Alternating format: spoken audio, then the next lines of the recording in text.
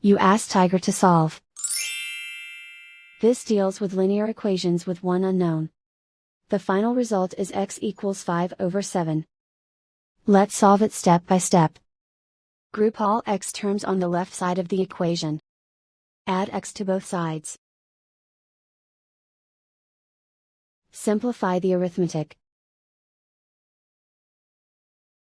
Group like terms. Simplify the arithmetic. Isolate the x. Divide both sides by 4. Simplify the fraction. Simplify the arithmetic.